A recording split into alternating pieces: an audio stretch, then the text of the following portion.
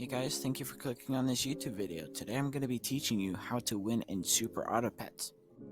I will be covering how to get a good build and how to keep that build going. Without further ado, let's get started. In every build you're going to need a scaler. Now some examples of a scaler is a dog, a worm, a bison, and a rooster. But some more advanced scaling units are rhino and leopard. And now with every scaler you need a buffer. And some buffers are giraffe, monkey, penguin, and dragon. You cannot have a scaler without a buffer. The scaler just has like a special ability that makes it easier to scale, and the buffer will help it along that. I know this is probably obvious by now, but this is not in the pay to win. This is in the default version of Super Auto Pets. And let's say you cannot find that scaler you want. You cannot find, say, you're looking for the rooster. You're going to fill that in with a different animal. And that animal is going to be one of deer, sheep, spider, or dolphin. These animals come with damage and health. They already have special abilities that are almost as good as scalers, but you do not want to keep them in the late game. That's why you want to find your scaler as soon as possible and fill in that space where you cannot find your scaler with one of those animals. In this round that I'm showing on the screen, I started with a rooster, and then on turn 6, I threw in a bison. So I just wanted to have just that extra layer of protection, and I had to throw in a secondary scaler at some point.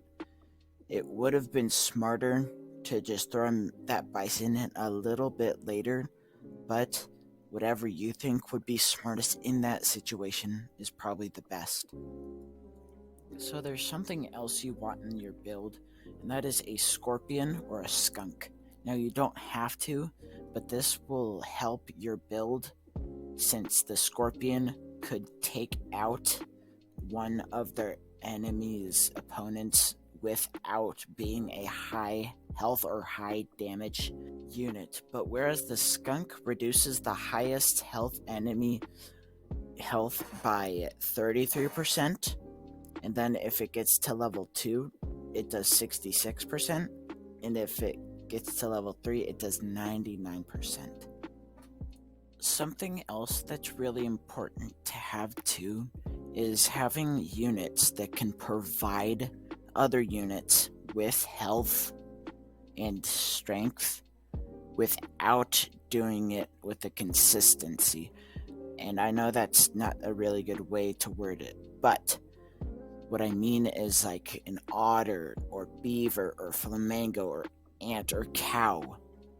They provide food, and that's really their only use.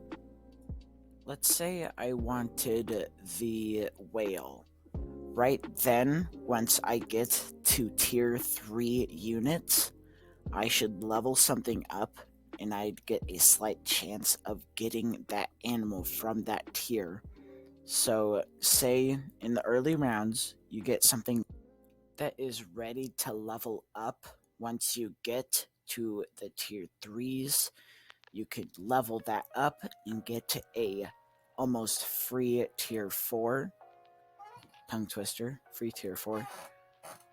And then, if you get the pet that you are looking for, that will be great because you're able to scale it. So once you're in the later rounds, it's going to be a lot more strong than it would have been if you were to get it in, say, turn 7 or 8. So now you have your early scaling unit.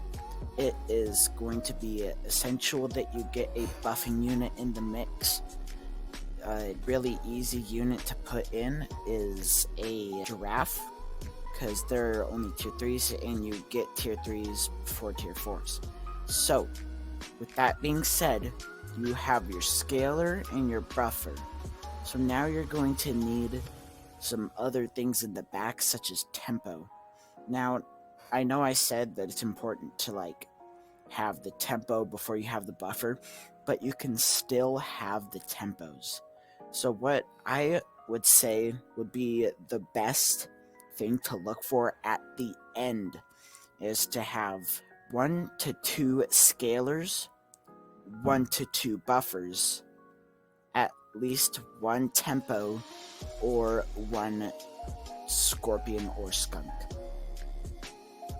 It is best to have your strongest unit up in the front and your weaker units going towards the back. You don't want to have super weak units in the front. If it's something like a peacock, it's going to get a bunch of buffs, or a hippo.